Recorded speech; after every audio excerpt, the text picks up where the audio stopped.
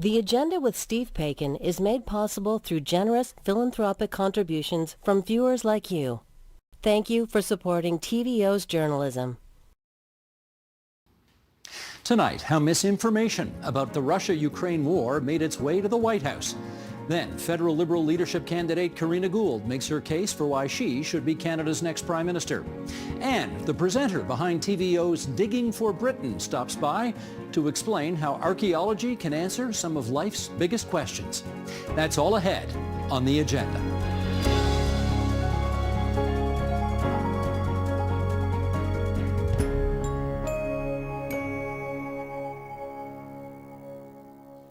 How did it come to pass that the President of the United States is repeating Kremlin talking points, suggesting that Ukraine started the war when we all know it was Russian tanks that invaded 3 years ago? Normally, we talk Ontario politics with Erin Kelly, the CEO and co-founder of Advanced Symbolics, Inc. But this time, Erin's got some insights to share about information flows around the Russia-Ukraine war. So, Erin, thanks a lot for coming on to TVO again. And let me set this up by just starting with something that Donald Trump said at a press conference at his Mar-a-Lago resort. This was back on February the 18th. And he said, and, put this in his voice because I can't quite say it the way he says it, "I think I have the power to end this war, and I think it's going very well. But today I heard from Ukraine, oh, well, we weren't invited." Well, you've been there for 3 years. You should have ended it 3 years. You should have never started it. You could have made a deal. Now, the notion here, Erin, that Ukraine started the war, this came from Donald Trump. What does Pauly tell us about when this misinformation first started to make the rounds? Well, here's what is really interesting. I thought when I first heard that from Donald Trump that he just misspoke, that it was a slip of the tongue. But then I had a customer who's of Ukrainian descent, and I was speaking to him the day after that happened. And after we did what we were doing for work, he said, "Can I ask you, can you look up this notion that Ukraine started the war?" Because it was really bothering him that perhaps this wasn't a slip of the tongue. And he said, if this was misinformation that had been put out by some state actor, would Pauly be able to detect it? And I said, yeah. And I hadn't thought to do it either because, like everybody, I thought it was a slip of the tongue. I couldn't believe it when I ran the query and Pauly showed not just that this had been around for almost a year prior to the president saying that, well, about 6 months prior to the president saying it, but that it had the signature of what we call a Hydra conspiracy graph, showing that this was actually a planned misinformation campaign that the president had somehow picked up. And it started where? It started on social media. So we monitor across several platforms, including the president's platform True Social and X, which is owned by Elon Musk.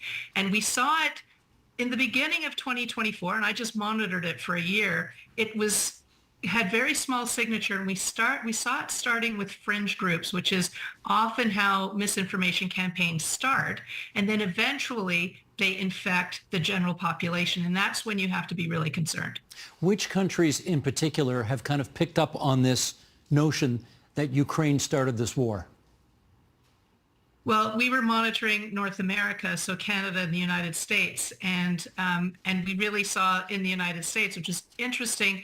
The meme started, like I said, the beginning of the year. By June, it had infected almost 20% of the people in the general population that were discussing the Ukraine and Russian war. So it started off with a alt-right fringe group and eventually got more and more mainstream as time passed. By November is when it had hit almost 20%, and that was just a couple of months before the president said what he said. The other piece of misinformation doing the rounds is that the president of Ukraine, Volodymyr Zelensky, quote unquote, stole U.S. aid money. That is, quote unquote, out there. What can Pauly tell us about how that got out there? Well, again, we saw this misinformation started with a fringe group and in fact had a very, very hard signal, which means that it was really being pushed almost more than the Ukraine started the war meme. What's interesting about it, though, is that this one started around the same time. It actually peaked around July of last year. But while the fringe groups continued to push it, very suddenly in September, the general population rejected that misinformation campaign. And you can see it very clearly. It doesn't become a hydra the way Ukraine started the war was a hydra where it kept growing. This one got cut off. And from what we can tell, it got cut off because it was just a bit too much and people started to fact check that one. Ukraine started the war, people didn't fact check it. Ukraine is pocketing the money, Zelensky is corrupt, was enough to warrant doing fact checking. And the fact checking does work when people do it. That's kind of encouraging. At least I think so. Should we be encouraged by that? Yes, I think it tells us that there is a cure for this, if you will, that the challenge is that the fact checkers have to know what to look for. They have to see it. And like sometimes these things fly under the radar, like Ukraine started the war, seems to have flown under the radar. We also don't have any credible fact checking in Canada. So now that we see ourselves in the crosshairs, a lot of these fact-checking organizations are American, so they fact-check American issues. But if we start to become the victims of misinformation, I don't know what our go-to is. Let me circle back to something you said a little while ago, because you used a term which I thought I understood, but I want to make sure I do. You said something about a hydra graph. Can you just explain what that means? Sure, yes, I should explain that. So a hydra has many heads. And when you're looking at a hydra misinformation, what you'll see is each time that the misinformation campaign, you can see it clearly, it's a campaign because you get a blip and then it ends. And then the next time you get a blip, it's bigger. And then the next time it's bigger still. And so we call it a hydra because it has many heads and it engages different parts of the population each time that it hits. They're honing the message and seeing what works to get that general population engaged. Now, if it's not a hydra, you just see it die off. But with a hydra, it continues to just get bigger and bigger. Okay. Erin, can Paulie tell us anything about the particular demographics of the audience that would be inclined to believe this misinformation? Yeah, that is really interesting. We saw consistently with both of those misinformation pieces that we looked at, this particular to the Ukraine-Russian war, it was being discussed and pushed by people of higher income levels. So starting at around household income of 120,000, going up to $1 million. The one with the Ukraine started the war was higher income. And interestingly enough, the one that said that Zelensky was corrupt was being defended by more of the middle class population. Now that probably goes against the type of what most people think, which is the more education, the more income you have, the less likely you are to believe misinformation. But you're telling us that that is not in fact the case? That does not seem to be the case. It's almost the case that if you're higher income, you feel you're smarter than everybody else. You've got some information that people don't have, and you need to be the one to bring it to the population. Now, that's going to require a lot more research, but the skew was definitely higher income. There's no question about that. How about age? Does that factor into it at all? Older people. So now, again, with the Zelensky is corrupt, the defenders got a little bit younger. But in both cases, it was really being driven by people who were over the age of 45 or even 50. Now, sadly, I got to ask this, but, America is a 50-50 country right now, red states and blue states. And is it more prevalent in one versus another? Unfortunately not. We were seeing this go across the board. I mean, if you're running a misinformation campaign, you're going to try and get it into all of those states. And we saw that it penetrated across the country. Again, I want to take you back to November when Trump got elected. And that is when this notion of Russia didn't start the war, that the blame for the war starting was on Ukraine. That's when this really spiked. Is there any way to know whether or not Donald Trump picked up that notion off one of these alt-right websites which started this whole thing in the first place, or how he came into contact with this notion to begin with? It's very, very difficult to say. What I can say is that he's repeating conspiracy theories. And so the messaging is getting through, whether it's direct, because he's speaking to the people who are originating that message, or we know that he owns Truth Social, which is an alt.right site, which is where a lot of these things start. So he's reading his own site. Whether he's aware of it or not, that I can't say. You know, Erin, it's funny. I read something. Well, it's not funny. It's not funny. Let me rephrase that. I read something the other day in which somebody who worked in the first Trump administration was in the midst of a conversation with the president, the then president, trying to explain that what he was about to say actually was inaccurate, was not true. And the president pushed back by saying, yeah, but it sounds good. And therefore, he was going to go with that information, even though it was misinformation, and he knew it was misinformation. And I guess my question here is, what do we do about that?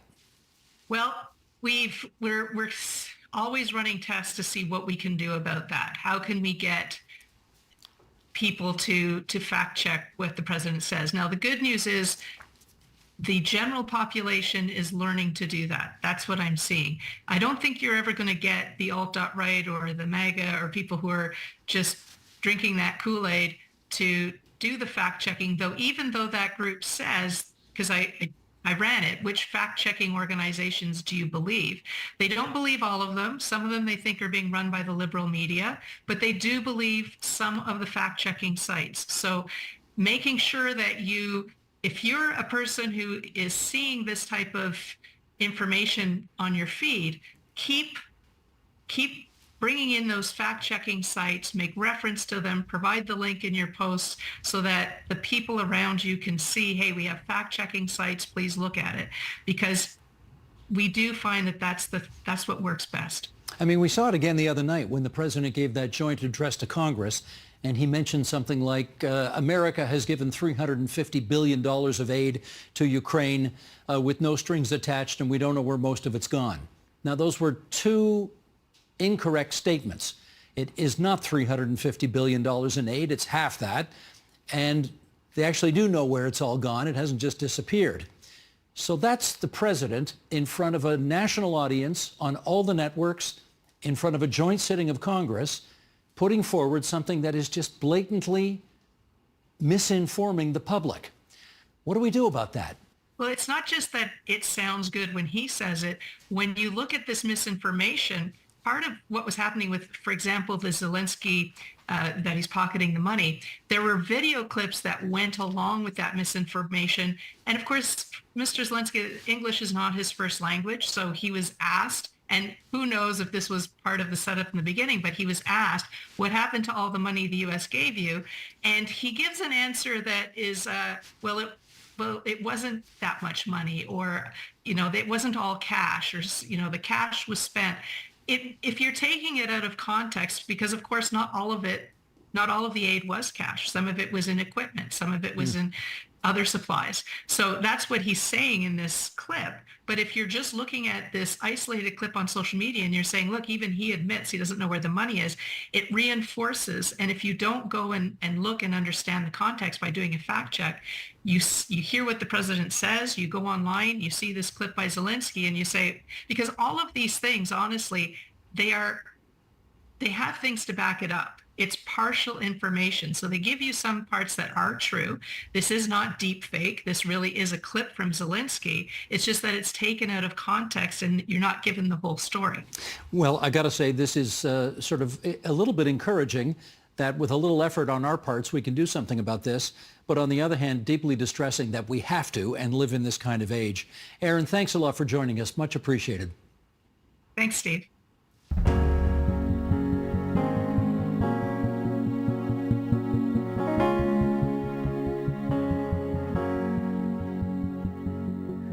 The person who replaces Justin Trudeau as federal Liberal Party leader and thus Prime Minister will have an inbox to sink a ship.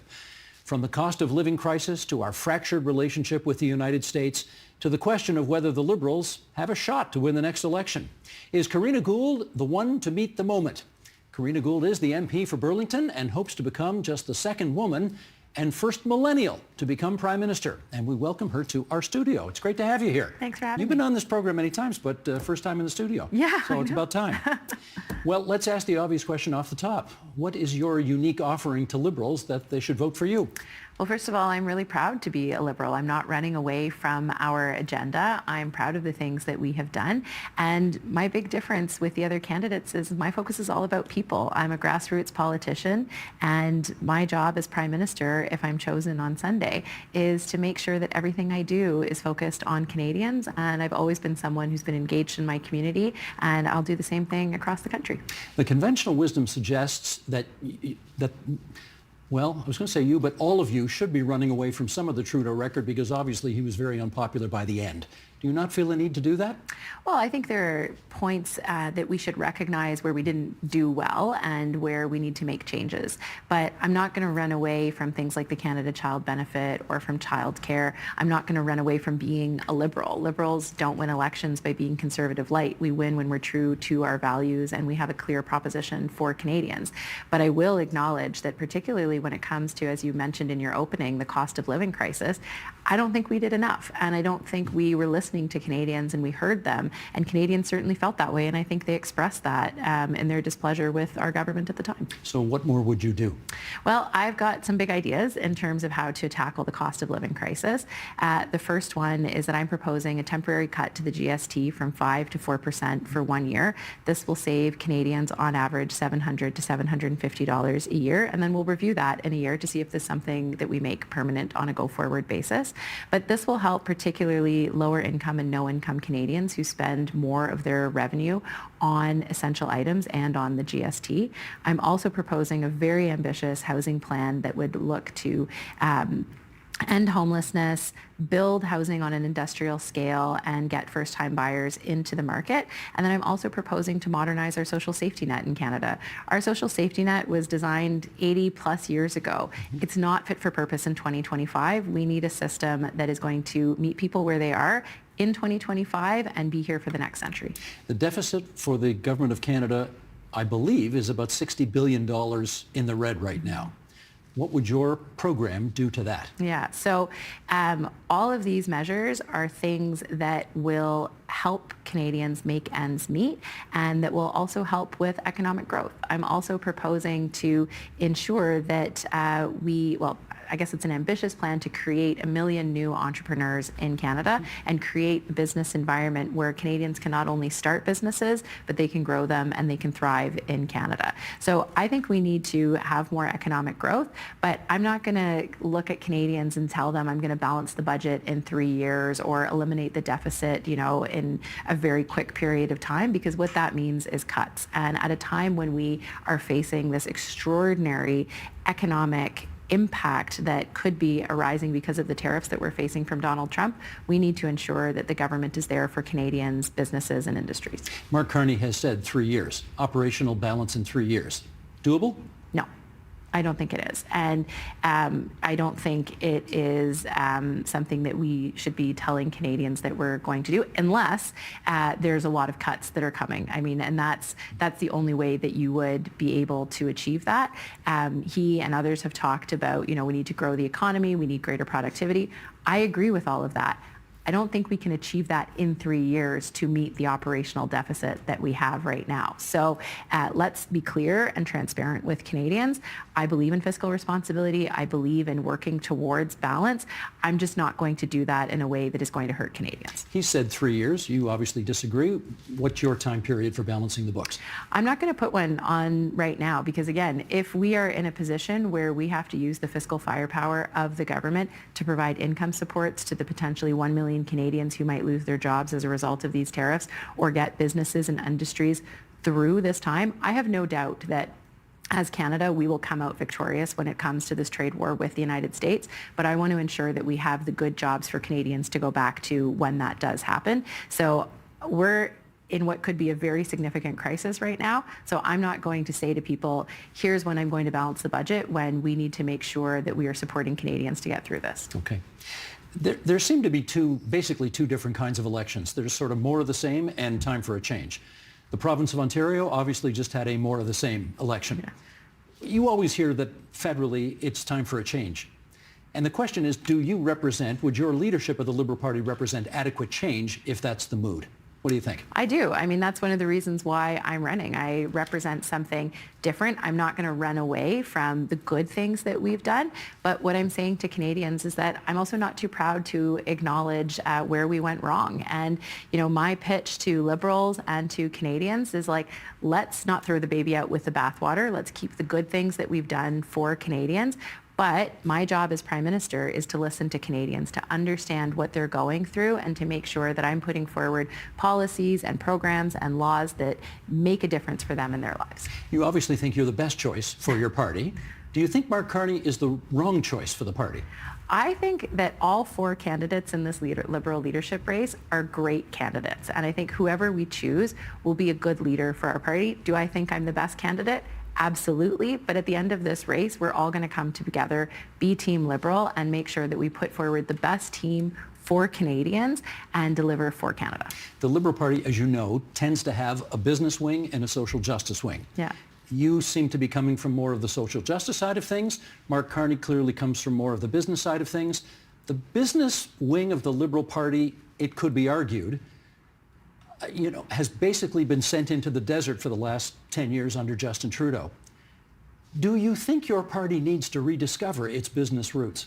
I think the Liberal Party does best when we are the big tent party, when we have that balance and that debate and those counterweights from the more fiscally conservative side as well as the more socially progressive side. That's what's attracted me to being a Liberal since I was 14 years old, is knowing that we are the party that can have those robust conversations, and that's a healthy tension for us as Liberals. And I think what it has done is that over the past century in Canada has enabled us to build a inclusive country that enables for equal opportunity, but also enables prosperity and growth. And so for me, if I'm Prime Minister, it's going to be important for me to make sure that I have that diversity in my cabinet, on my team, because that's what enables us to put the best policies forward for Canadians. What made you join the Liberals at age 14?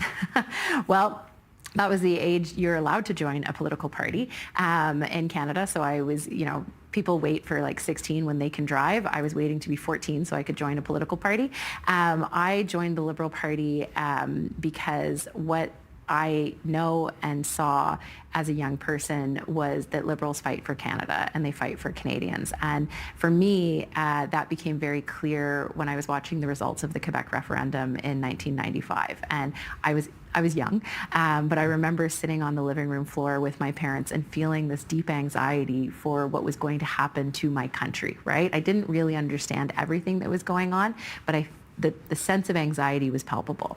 And when the results came in and it was clear that Canada was going to stay together, although it was fragile, and Prime Minister Chrétien came on TV, I don't remember what he said, but I remember the feeling of relief and thinking, this is a man who fights for Canada. And that was the feeling that stayed with me, and it's the reason why I became really interested in politics. It's the reason why I became a Liberal, and it's the reason why at 14 I was so eager to join the party. Here's the first question I'm going to ask that runs the risk of getting me in big trouble. Okay. But here we go. Karina, I'm 64. Yeah. You're 38? 37. 37. Are you old enough to be Prime Minister? Absolutely. Absolutely. We've never had one that young. Yeah, well, it's time for change. It's time for the next generation of leadership. But I have a decade of experience in the House of Commons. I know how to get big things done, and I know how to work with others. And, age is a number. But more than anything, I have the energy and I have the passion and I have the drive to work for Canadians. Okay, a gentle follow-up here. Sure. Chrystia Freeland's 57, Mark Carney's going to be 60 next week or so, Frank Baylis is 62. It is not unreasonable for people to ask whether somebody who is in her 30s is running for next time, not this time. John Turner had to answer those questions in 1968 when he was the same age as you, running for the Liberal leadership, and they all said, John's running for next time. Are you running for next time? I'm running for right now because now is the time that I know Canada needs strong leadership, and they need somebody with the political experience to meet the moment that we are in. Look, success in business is very different from success in politics. And I got elected when I was 28 years old. I've been a cabinet minister for almost 8 years. I have more political experience than many people who have when they become prime minister. But I'm also the youngest woman in Canadian history to have been appointed to cabinet. So am I running for next time? No, I'm running for now. And I heard the same thing in 2015 when I ran in Burlington, that people said, oh, it's really nice that you're running, but we're looking for like an older business type guy. And maybe this is for next time for you. But I won in 2015, and I'm looking forward to winning this time as well. I watched both of the debates that your party put on, the one in French and the one in English, and I have to say they were pretty tame affairs. Whoever wins this thing, the question that I want to ask is, whoever wins this thing, I wonder whether or not they have been battle tested and put through their paces adequately, because the debates were such tame affairs. Are you concerned about that? Yeah, I mean, I certainly tried to... You were a bit sparky, but you didn't go for the jugular. No, because it's in the family, right? Okay. I mean, I could have gone for the jugular, but that doesn't serve the purposes of the Liberal Party of Canada. And, you know, for me, I often say this leadership race is... It's kind of like like child's play in comparison to what the general election would be, because you're talking in the family, you're talking to people who generally support your ideas, who are very positive towards you. The leadership debates, as you said, like, you know, they were respectful, and I think they show, you know, how we can have a conversation and differentiate ourselves. You know, I tried to show how my ideas are different than the other candidates, but that is nothing in comparison to whoever the Liberal leader will be and will face in a general election. You know, Pierre Poilievre, Jagmeet Singh, Yves-François Blanchet, these are all battle-tested, talented politicians. I might not agree with everything they say, but they have experience, and they're not going to be as kind. You know, if someone makes a gaffe, they're not going to, you know, help them to find the right words. They're going to attack. Because that's what happened in the French debate. That's what happened in the French debate. Chrystia Freeland helped Mark Carney find the right words on the issue of Hamas. Exactly. And if that were to happen in a general debate in the election, you know, that's not what the response will be at all. They're going to absolutely go on the attack. So, look, I mean, it's a good test, but, you know, there's a lot in politics. You know, when people say, well, I'm not a politician, okay, that's fine. But there is a particular craft to being a politician. And, you know, I have the experience. I debate these guys every single day in the House of Commons. I know what to expect for them, and I know how to go against them. And I think that's actually one of my strongest points in this Liberal leadership race, is that we need somebody who is ready to go to an election, ready to lead the party, and ready to win. I'm going to ask you another one of these sort of historical analogy questions. Okay, and that is, I remember well in the 1984 Liberal leadership race, John Turner had come out of the private sector where he'd been for 10 years. And it really ticked off Jean Chrétien, who had stuck it out through all the tough years of Pierre Trudeau. And Liberals all wanted the shiny new bauble, right? Yeah. And in a way, you know, history repeats itself here. Mark Carney's getting a lot of attention, even though he's never run for office before. He hasn't been there in the trenches with you guys over the last 10 years. And yet everybody seems prepared to hand him this thing. Yeah. How much does that tick you off? Oh, you know, I mean, I am a student of history as well, and I always think it's important to learn the lessons of history. But we'll say that, you know, at the end of the day... Now, is that your way of saying Turner turned out to be a bust, and maybe the party shouldn't do that this time? No, I'll say Liberal members will make the decision that's right for us in the moment. But what I can say is that, look, I am really glad that we have 4 excellent people who've put their names forward. And I think whoever becomes the leader will need to have all of us on that team so that we can deliver for Canadians. I think it's great that Mark Carney has put his name forward. He brings, you know, really important experience in the economy and in finance. And if I become Prime Minister, he will absolutely be a part of my team.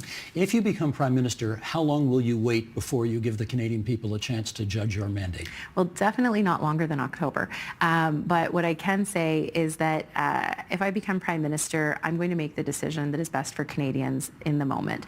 We are currently facing this aggressive trade action by the United States right now.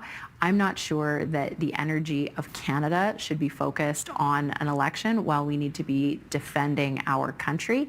But as we see with Donald Trump, things change hour to hour, day to day. So again, it really depends, I think, on where we are in the moment. And one of the first things that I would do as Prime Minister is meet with opposition leaders and, take the temperature of what we need to do collectively as a country to defend ourselves. Okay. In our last minute here, this is another not particularly helpful question, but here we go. Okay. Jean Chrétien, who was your hero back in the day, had about a decade as Prime Minister. And then Stephen Harper came in after Paul Martin, and he had almost a decade, and then Justin Trudeau came in, and he had almost a decade. And, it looks like Canadians like to give Liberals and then Conservatives and then Liberals and then Conservatives a shot at it. So the question is, what would be so bad if the Conservatives had their shot at it now that you've been in for the last 10 years?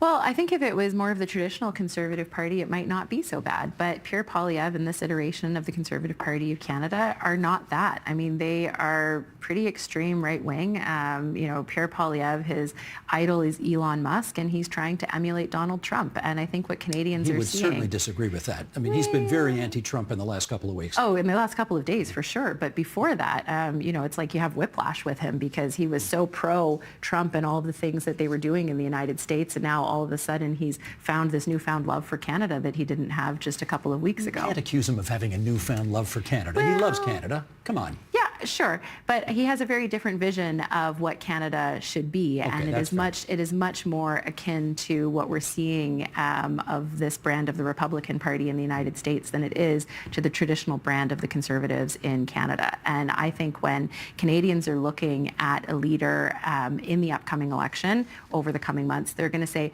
who do we want to lead us and to defend us against Donald Trump? Do we want a leader and a party that has consistently been there and fought for Canadians, or do we want someone who's a Timbit Trump and trying to do exactly what Trump is doing south of the border?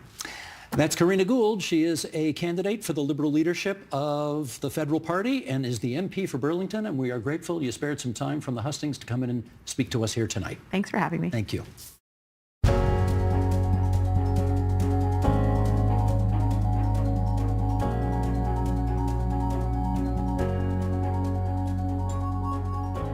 Viewers might know our next guest as the host of Digging for Britain, one of our most popular shows here on TVO. Alice Roberts is an archaeologist and anthropologist whose work tries to answer some of humanity's bigger questions through the lens of archaeology and genetics. She's in Canada to promote a new live show called From Cell to Civilization. She's also the author of Crypt, Life, Death, and Disease in the Middle Ages and Beyond. It's just out in paperback now. And we're delighted to have Alice Roberts with us here in the studio today. Great to meet you. Hello, Steve. It's just wonderful to have you here. It's lovely to be in Canada. Now, I hope you can say that for a good long time. We're having a tough week, Yeah, I know. Yeah. I hope so. Anyway, we just introduced you as an archaeologist and an anthropologist. But before that, some may not know, you were a doc. You worked for the NHS, right? Yeah, so, I did. Okay, maybe just a little background here. How did you, that's one heck of a virage from that to where you are now. How did that happen? It sounds like it, but actually I've always just been fascinated in the human body, and I think that's what led me into studying medicine and becoming a doctor. And then I ended up moving away from clinical practice into academia. So I became a university lecturer teaching anatomy, the study of the structure of the body. And then my research was about looking at old bones and trying to detect disease in old bones. So I'm still kind of working as a doctor. It's just that my patients were alive a very, very long time ago. That's how I see it. I was going to say, so these skeletons on the book cover, these are just deceased patients of yours? Yeah, that is how I think of them. So I'm fascinated with looking at skeletons, trying to diagnose disease in them, trying to understand patterns of disease and what life was like in the past. And it's being revolutionised because now we've got ancient DNA, so we can extract DNA from old bones and we can look at the DNA of those humans, so the actual human DNA, and we can learn a lot from that about family relationships, about people moving around, migration patterns, all of that kind of thing. But we can also get the DNA of pathogens, so we can look at the infectious agents that people had on board when they died. And so we're able to track disease in the past in a way that we literally haven't been able to before. It's totally transformative. Amazing. Let's do an excerpt here from Crypt. Here we go. Sheldon, you want to bring this up, and I'll read this out loud for those listening on podcast. Archaeology, right, is not ancillary to history. It is not its slightly scruffier, grubbier handmaiden. It's unashamedly earthy, grounded, and physical. But out of the dirt come gems of understanding. Bringing together these two disciplines, history and archaeology, with all these new scientific techniques, we now have an extremely powerful way of interrogating and understanding the past. Okay, why is archaeology not the handmaiden of history, as you put it? I think it's really important because in the past there has been this tendency to take history, and by that I mean what we get from the written record. So you've got all this documentary evidence, and then to use archaeology just to illustrate it. So to say, oh, well, we know that the Romans were in Britain from the 1st to the 5th centuries, so here's a nice villa that we can use to illustrate that, or here's a Roman bathhouse that we can use to illustrate that. But archaeology is a source of evidence in its own right. So it's actually much more powerful if we look at the archaeology and say, what can we say from that? Let's ignore the history. Let's put that to one side for a minute. We'll look at what the archaeology is telling us about the past and about society and how societies are changing, groups of people coming and going, all of that kind of thing. Then we'll put it back together with history, and we'll actually use it to test the history. Because, of course, the history is biased. It's written by certain people with certain agendas, and so the archaeology is able to help us test it. The other thing, of course, that archaeology can do is go back before history. So we don't have much in Britain before the arrival of the Romans. You know, we've got thousands and thousands of years of people living in Britain with nothing written down at all. And so for that vast period of time, archaeology is all we've got. But actually, we can still tell quite a lot from the remains of the people themselves, as I describe in Crypt, but also from the culture that they leave behind as well. So all the objects they've made and the buildings they've created. So we can tell a lot just from those physical remains. And I love it because it's physical, because you can touch it and you're in touch with people in the past. Can I just understand a little more about what you said with history having a bias? What would be the, Winston Churchill comes to mind, you know, the history of my life's going to be good because I'm going to write it and I'll make sure of it. Yeah. But we're going back thousands of years right now. So what kind of bias would they have had back then? Well, even going back to the Romans, you know, history's written by the victors. So when we look at Roman Britain, we're looking at it through the lens of the Romans, the literate Romans. And, you know, as time goes on, they're Romano Britons. But you're still looking at just the higher echelons in society. You're not learning anything from the vast majority of ordinary people, for instance. So again, archaeology gives us an opportunity to look at society much more broadly, not just the wealthy elite who were able to read and write. So there's lots of different biases. The victors in a conquest are going to end up writing the history books, so they'll play things their way, and archaeology allows us to deconstruct a bit of that. But it does, I mean, really importantly, it does allow us to spread the net more widely and see what was happening right across society. Middle Ages, a period of incurable epidemics, sword fights, crusades, gruesome murders, lots of sordid things. What is it about all that you find so fascinating? Well, there's a lot of material, Steve. So, I mean, as you said, there's a lot of material. There's a lot to see in the skeletons. So there's a lot in terms of infectious diseases. We have all sorts of diseases ravaging medieval Europe, from leprosy and syphilis to, of course, the plague. And some of those diseases, actually, we can diagnose looking at the bones. So things like syphilis leave very distinctive marks on bones if somebody has syphilis for a long time. But there are some diseases that leave no marks on bones, which is a bit disappointing for me as somebody that looks at the physical remains of bones. But my geneticist friends are now able to take samples from those bones and say, actually, even though there's no trace on the skeleton, no observable trace on the skeleton of what this individual died from, we can detect a particular pathogen. And so we're seeing astonishing results now with the plague, for instance. So the plague was first characterised in the 19th century. And that was from an outbreak in Hong Kong, which then spread more widely. And it's caused by a bacterium called Yersinia pestis. So it was named after the man who first saw it down the microscope, Alexander Yersin. And he looked at it down the microscope, identified it, and that was the first identification of it. Later on, much later, of course, we've got a genetic identification of it now. So we can actually look at its DNA and say that is plague DNA. So we've been able to go back to the 14th century, for instance, and look at mass graves from the 14th century when the Black Death was tearing through Europe, and we've got amazing historical literature telling us about how awful that pandemic was. It wiped out between a third and a half of the population of Europe. It was horrendous. But people have argued about which particular pathogen it was. You know, what is it? Is it a virus? Is it a bacterium? Could it be some kind of hemorrhagic fever? What exactly is it? The DNA gives us a diagnosis, a diagnostic tool. So we can take samples from bones, and we know now that that 14th century Black Death was the bubonic plague. We also know, going back to the 6th century, that a plague that spread through the Byzantine Empire in the reign of the Emperor Justinian is the same again. So it keeps coming back. And not only that, as I've said, archaeology can push back before we have any written records. We've now got evidence of plague going right back into the Bronze Age and even the Neolithic. So we're talking about a bacterium that has been infecting us and causing outbreaks of disease for thousands of years. I presume, given what you do for a living, that you from time to time think about what it must have been like to live in that time and how you would handle it if you had lived at that time. What do you come up with? Absolutely. I mean, I think that's one of the things, I mean, particularly writing this most recent book, Crypt, one of the things you're confronted with is just the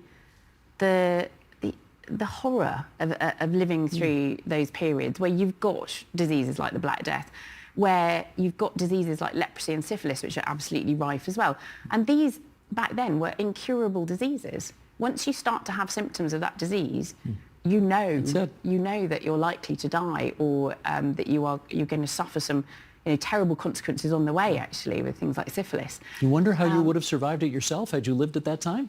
Yeah, well, as I said, between a third and a half of the population of Europe were wiped out. Yeah. And across England, we have, in the fields across England, there are these phenomena which actually have their own little acronym, DMVs, deserted medieval villages.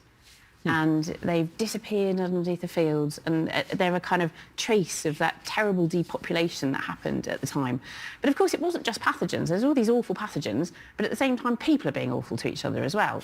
So, there are plenty of battles, plenty of wars going on, and also outbreaks of violence within populations. And there's a really chilling chapter in the book, which is about an episode during the reign of Ethelred II in the 11th century, where he basically unleashes ethnic violence against Vikings. And there were Vikings who were attacking England at that time. But, we're close to Scandinavia in England. There were also Scandinavian people who had come and settled in England.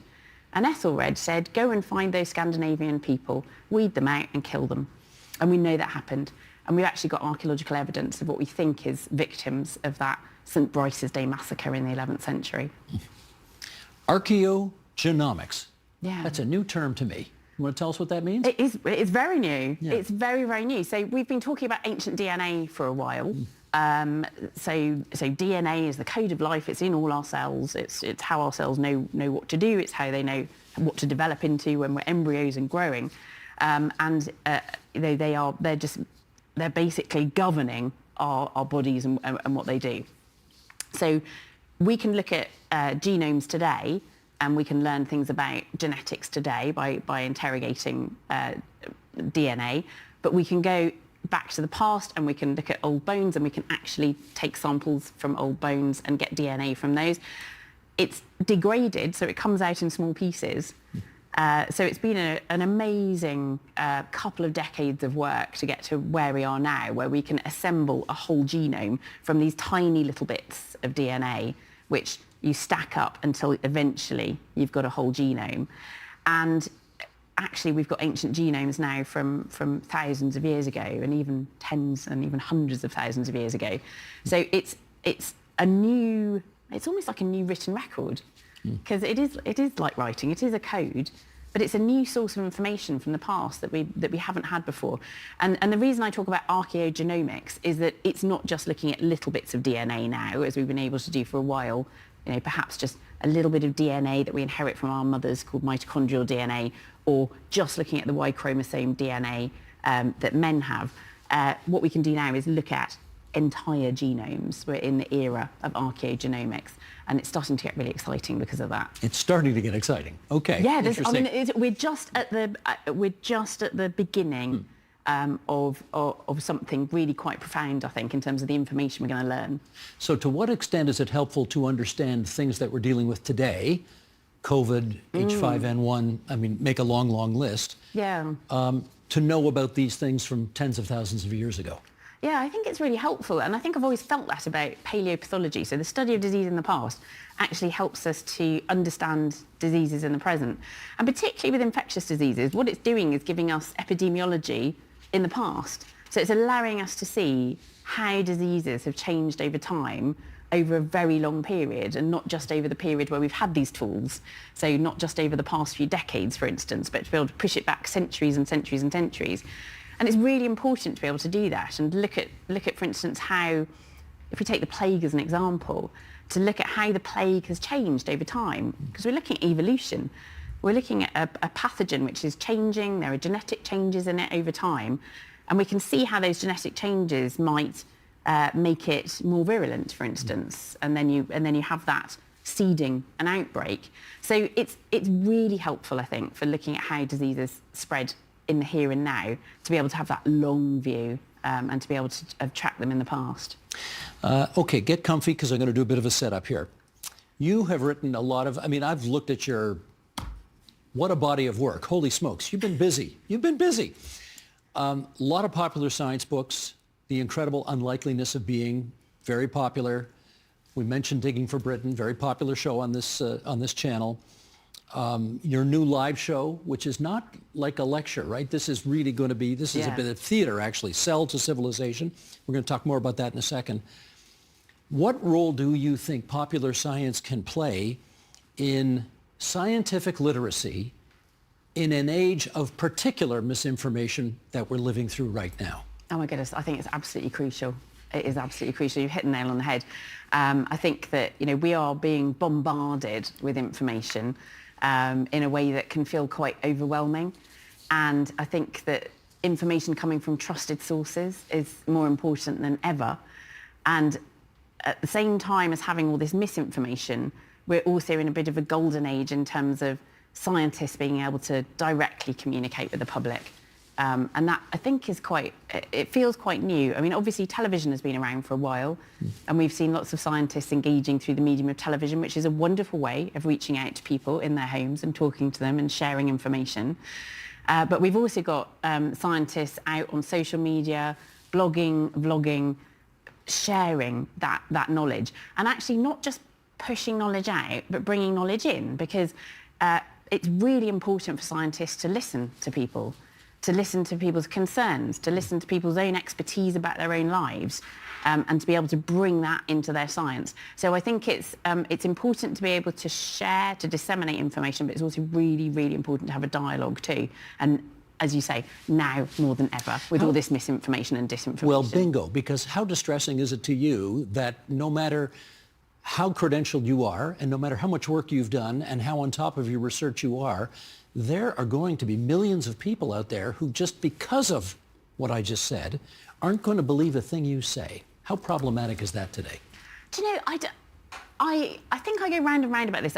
During the height of the pandemic in 2020, 2021, scientists, including myself, were quite worried about how much disinformation and misinformation there was. And in the UK, we were a bit worried about the levels of vaccine take-up, for instance, because there'd been all this misinformation about the vaccines.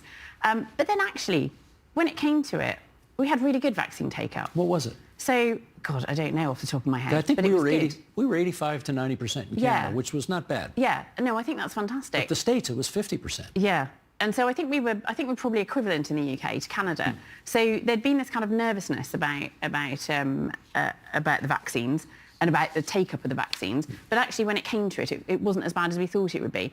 I think there could have been better public engagement around vaccines. I think that when labs started to develop those new vaccines, we should have at the same time had really serious public engagement where we've got scientists engaging in dialogue with the public, talking to people about their concerns. and their worries, because they're real. The concerns and worries are real, and we need to talk them through and find out what people are worried about, and open that discussion early. Unfortunately, that discussion was left to the point where the vaccines were ready to go. So I think we could have, there's lots of lessons to be learned, and I think we could have done better. But I suppose what I'm trying to say is we can worry a lot about misinformation and disinformation. We do have ways of fighting it, of combating it. And I think actually most people are really thoughtful about where they get their information from and who they're listening to. So that gives me a lot of hope. But also, I think having scientists, we're at this point in, I suppose, human experience where science and technology are advancing really rapidly. And so we need to be able to share information about those advances with people so that we can decide, make ethical decisions about whether we want to have these advances. We don't have to have them if we don't want them. So making ethical decisions, tooling people up with information so that they can make sensible decisions about themselves, about their own health, about society, about the kind of science policies that they'd like their governments to be putting in place. And so I think lifelong learning is really essential at the moment. It's not enough to stop learning about science at school. We need to make sure that people have access to science throughout their lives. That's our motto here. Never stop learning. That's the tagline. Yeah. Okay, well, Anthony Fauci wasn't bad at that for a while, and then, but compare him to Charles Darwin. How well do you think Charles Darwin engaged audiences on this stuff? Do you know, Charles Darwin is a hero of mine, and of course he is, because I'm a biologist. And he came up with the mechanism of evolution. He didn't come up with the idea of evolution. He came up with how it happened. So by the time Darwin was writing On the Origin of Species, people could see that there was a wealth of evidence that evolution had happened. There were, incredible fossil records showing that you could see creatures evolving over time. So evolution was a given, actually, when Darwin was writing his amazing book. But what people hadn't been able to uncover was how it worked. So the full title of his book is really important because it's not just On the Origin of Species, it's On the Origin of Species by means of natural selection. So he said, here's the answer, or a big part of the answer anyway. So he came up with this incredible idea. So did Alfred Russel Wallace. They wrote a paper together, which was published in 1858. And this is hilarious because it was published by the Linnaean Society in London. And the roundup at the end of the year of the Linnaean Society said, nothing much happened this year. There weren't any big breakthroughs in biology. So they didn't realise, they had this amazing, groundbreaking insight into how evolution worked. And the scientists themselves were going, we don't think that's that important. The following year, Darwin published his book, which laid out his thesis much more broadly. But it wasn't just for the scientific community. It was a popular science book. So everyone was reading it and saying, hang on, we think he's onto something here. At which point, of course, the scientists turned around and went, yeah, OK, we might have overlooked that. Maybe this actually was really important. Maybe it is the most important breakthrough that we've had in biology ever. Yeah. Right on. Shall we show a clip of your work? Here is From Cell to Civilization. Sheldon, if you would, let's roll it. Join me, Professor Alice Roberts, live on stage across Canada. This is the story of us, from cell to civilization. Join me live to explore the fascinating connections between our past and our present and the thrilling journey of humankind. This is the story of us. How do you tell the story of the Earth in one night? It's it's quite ambitious. You think? It's just 4 billion years in 2 hours. But yeah, I've made programs and I've written books and I've given talks focusing on human evolution or looking at evolution more broadly. But I've never done something quite as ambitious as this. So going all the way from the origin of the earliest life on Earth, the earliest cells, and then it's single-celled animals for a very long time. That's all we've got, single-celled microorganisms. And then the evolution of multicellularity, so organisms which have a number of cells, and then an explosion in the Cambrian period where we start to get all this incredible diversity of different animals appearing, and then to keep going and keep going and keep going and look at the evolution of reptiles and then mammals, and then when we get the evolution of primates and then apes and then hominins. How many minutes into the show before we show up? And eventually humans. Yes. If I was doing it on a proper timeline, Yes. we'd only be there for the last minute of the show, but we're quite, I think I've allowed us to be a bit more parochial than that. So humans are most of the second half.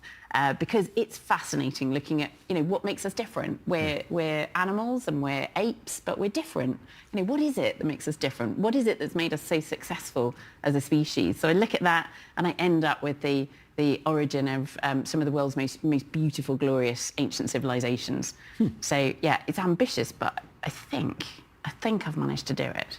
Oh, I have no doubt. Now, you're coming back in May, I think, to Toronto, but are you going across Canada? Yeah, I'm going right across Canada. So I'm touring across Canada with this show. How much of the world are you going to get to see as well? Well, I'm hoping to see a lot of Canada while I'm here, certainly, because I've been to bits of Canada before. I've been here filming with the BBC. I've never been to Toronto before. This is my first time in Toronto right now. So I'm already out there on social media going, what do I need to go and see? I'm only here for 2 days, but what do I need to go and see? So yeah, I'm really looking forward. It's such an amazing country. I mean, the diversity of landscapes that you've got here in Canada is absolutely stunning. It's big. You could get into a car Yeah. at the foot of Yonge Street. We're on Yonge Street right now in Toronto. So about 15 minutes south of here is where Yonge Street starts at Lake Ontario. You could get into a car, you could drive for 3 days up Yonge Street and not get to the end of the province of Ontario. This is a big, big place. It's amazing. I'm doing a series of series for Channel 4 in the UK about travel and history and archaeology and the landscape. And I'd love to do that in Canada. It would be fantastic. I mean, I'm really interested in how history is situated in the landscape. I think we can look at history and take it away from geography, but when we put it back together.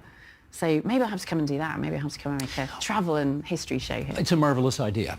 I can't wait to see your show. You're coming May 7th to Toronto, and then people can consult their local listings for across the country. There's Crypt, there's From Cell to Civilization. Anyway, there's the TV show we do here. You got a lot going on, Alice Roberts, so we're glad you could spare some time to come and visit us here at TVO today. Lovely to see you, Steve, and lovely to chat. Thank you.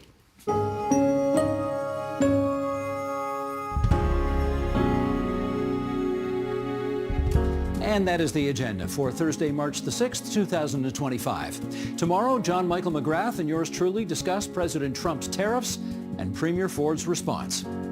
I'm Steve Paikin. Thanks for watching TVO, for joining us online at tvo.org, and we'll see you again tomorrow.